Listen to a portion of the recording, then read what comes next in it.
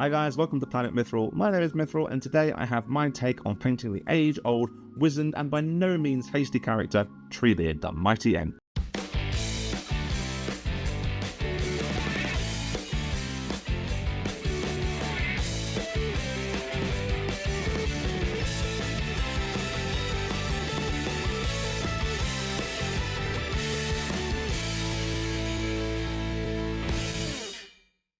Treebeard may not be hasty, but apparently this tutorial will give you a Treebeard that you can get on the table in no time whatsoever. Now, Treebeard is one that I've been putting off for a very long time, as I know how in-depth and over the top I can make my painting recipes. We're talking constantly edge highlighting, or the freehanding, or the wanting to inlay like specific wood grain via freehanding as well. And that's, yes, it builds up a lot of great texture and does give good results. But it's long, very, very long. So I've been putting Treebeard off for a while, and not to mention that is super stressful as well. However, boy do I have a treat for you today, and myself as well. I'm taking the plunge and taking my first steps into using contrast paint. I've got a load over there, I've had them for ages, and I've not yet had the motivation or the guts to give them a go. So today is that day. That's right, contrast paints and dry brushing with browns and lovely greens will be doing 80% of the work for you in this tutorial, and with a few extra spot details you'll have a quick, easy and awesome looking Treebeard ready to march against Saruman or anyone else who finds themselves in their path. I'll be working my Treebeard off of a grey undercoat which I've applied using Citadel Mechanica Standard Grey prior to painting. BUU RA RUUUM guys, let's get painting.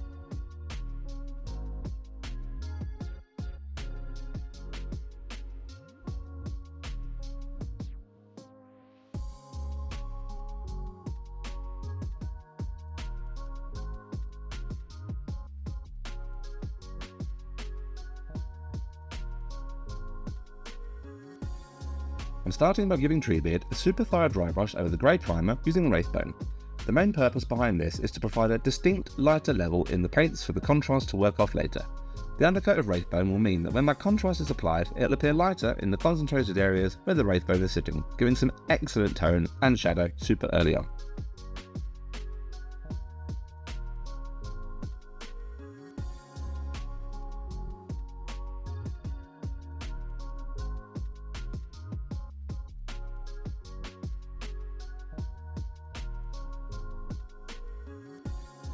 Now this is where the magic happens. I'm giving the entirety of Treebeard a thorough coat now using Contrast Wildwood. I'm making sure to move this into all the recesses in the bark, covering all around the extra twigs, branches and limbs to get as even coverage as possible. The last thing I want is extra grey showing through underneath any of these areas. This should run more or less pretty smoothly into the recesses, but I'm just having to make sure I break up any pooling over the surface of the bark as I go.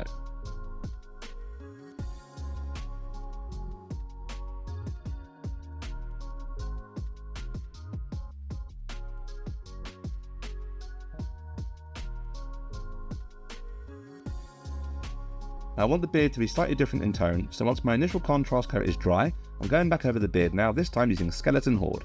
This is slightly richer in tone, which will just inlay some subtle differentiation between this and the bark before the layering stages.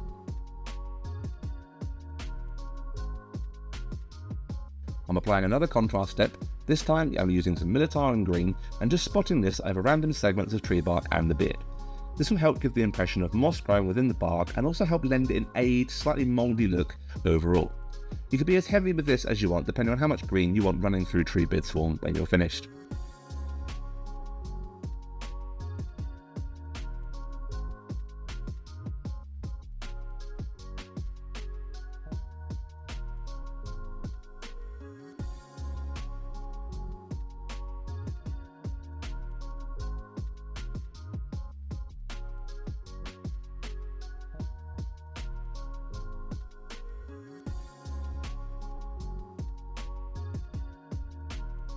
Now with my base tones and natural colours of the underlying barker in situ, it's time to tackle the upper levels and highlights. Now normally, I'm sure you'd be expecting me to edge highlight this thing to death, freehand every line of wood grain and bark on Treebeard because that's apparently how I am, and I apparently really enjoy self-flagellation. And normally you would be right, but this time I'm trying something a bit different, more streamlined and more importantly a lot less stressful. That's right, Tomo's dry brushing. I'm using Cybor Brown and just applying this in some of the deepest recesses just to push the shading and shadow that little bit more in some of the deeper nooks and crannies over Treebeard.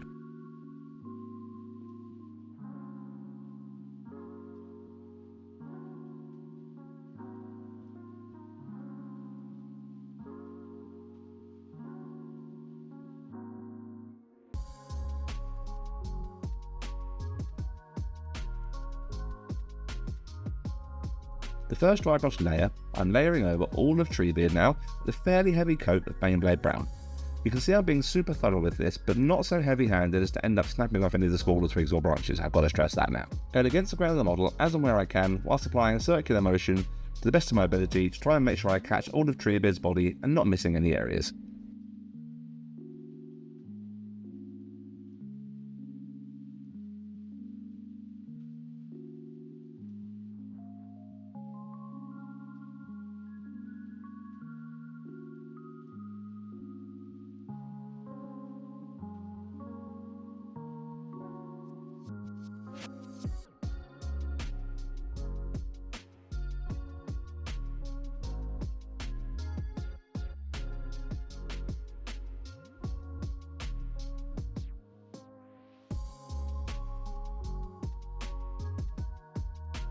Now you can see how Treebeard is already starting to take shape, those greens and browns showing through underneath the Baneblade.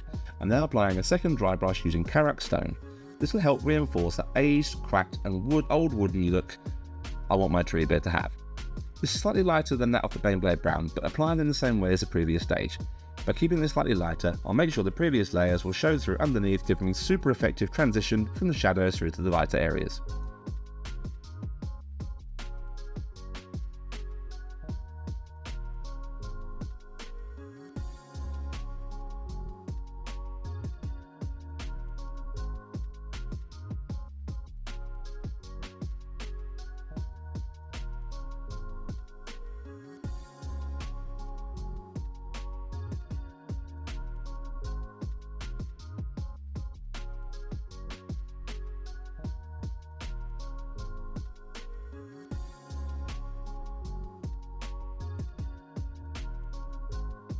A third and final dry brush now is being applied, this time using Deepkin Flesh.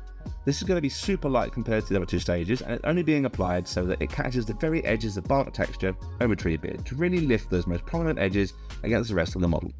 See, look at that, 3 simple stages and Treebeard is mostly done.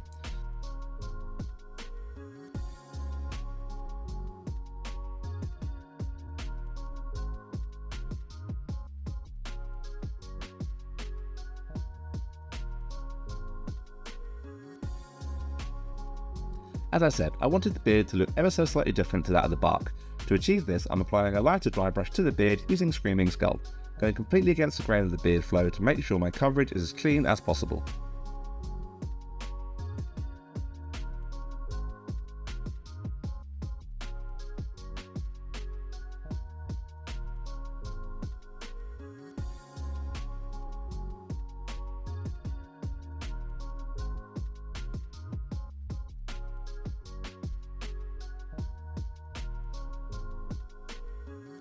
Now comes the time to add a splash of colour to Treebeard by tackling all those leaves and the moss.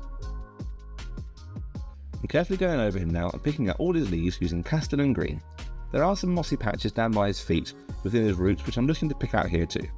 This can be a little tedious as there is a lot of leaves and you have to make sure they're covered on both sides and around the edges, so just take your time here and be as thorough as you possibly can be.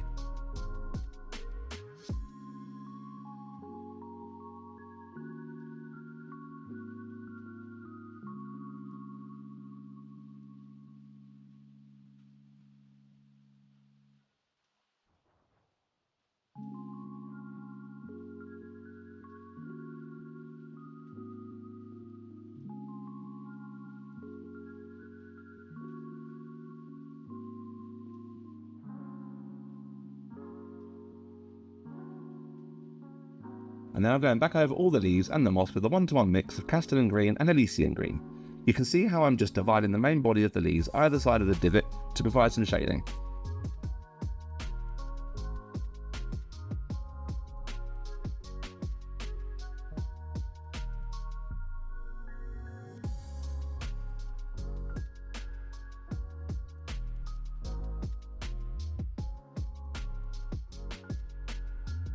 With the moss on his roots, I'm gently stippling this to create a slightly rippled, mottled texture, and I'm not too worried about this bleeding onto the wooden bark as it will just add to the overall look once the stipple is blended in.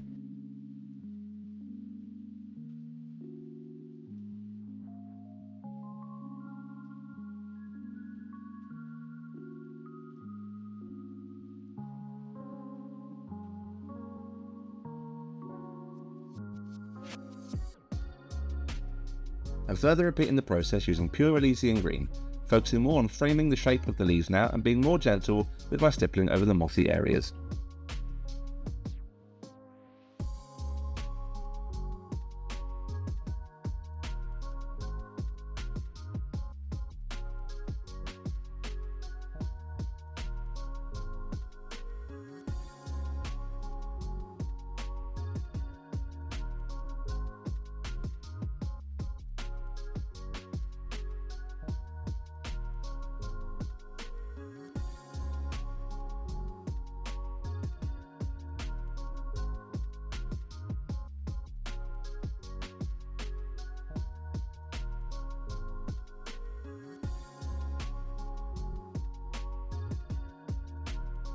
The final highlight stage is being applied now using odd green camo, again just framing the outer edges and most prominent parts of foliage which face up towards my light source, to make them pop a little bit more against all the browns.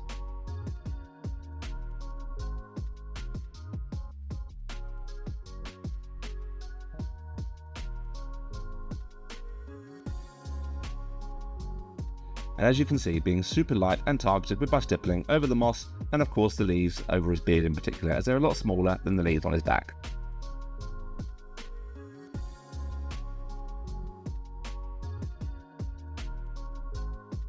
With this all now in place and looking awesome, I'm going to apply a glaze to all these greens now with some heavily diluted Athonian camo shade, just to tie all the layers and highlights together.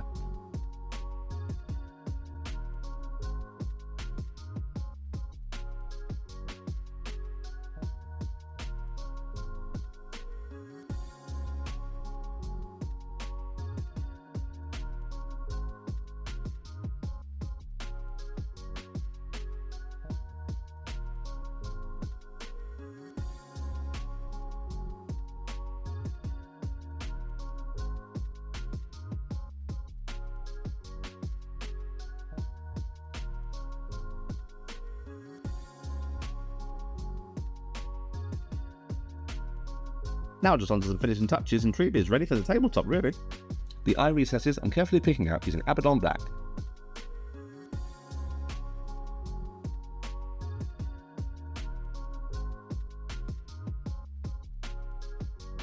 It has now been given a quick coat using Troll Slayer Orange, trying to replicate those amber, almost sap coloured eyes.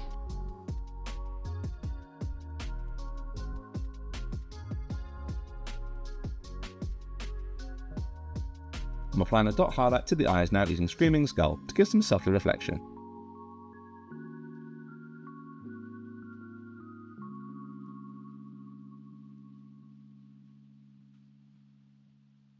Finally, a thin vertical line of Abaddon Black is being drawn down the centre of each eye to finish off the pupils.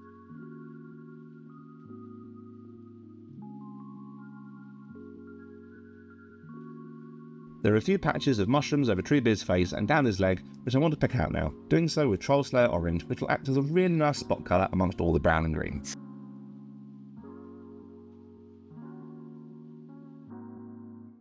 These are being given a layer now with Luggenough Orange.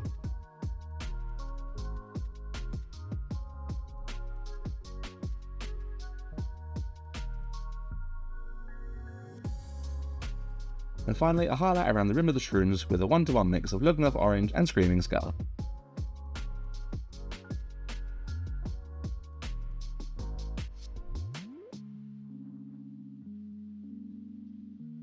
The cheeky snail having a snooze in his beard I'm picking out now using Ungor Flesh.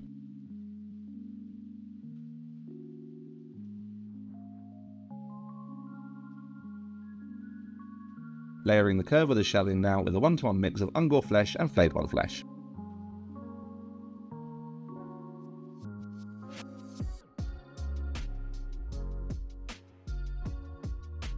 And applying a highlight now using pure Flayed One Flesh.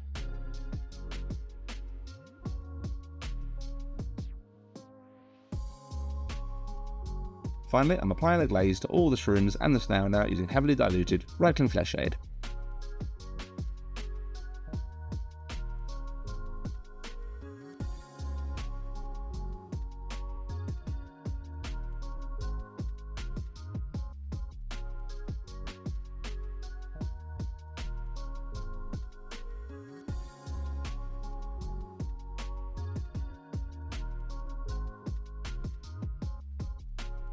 For the boulder carrying variant of Treebeard, I'll be picking out the stone using Mechanica Standard Grey.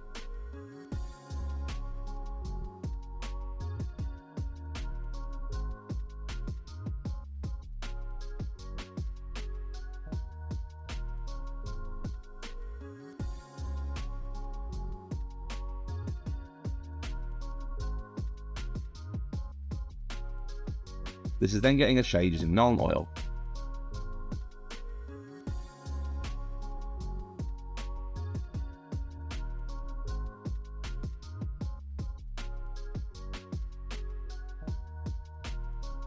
Once this is dry, I'm dry brushing a layer on now using Dawnstone, being careful not to bleed out too much onto the finished bark if I can avoid it.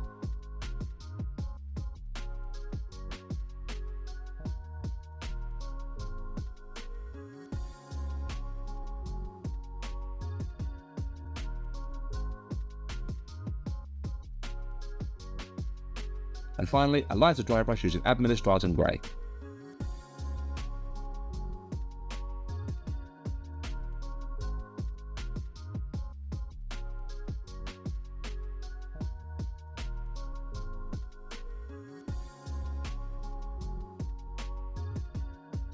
BUU RA RUUUM. A thing is about to happen that has not happened in a life age of the earth. Treebeard has awoken from his slumber and marches against the vile forces of evil now on the tabletop. This was such a great model to finally get painted, and an even better maiden voyage for my journey into contrast paints. For basing tips and guides on how to paint Merry Pippin, please check out my detailed tutorials elsewhere on the channel.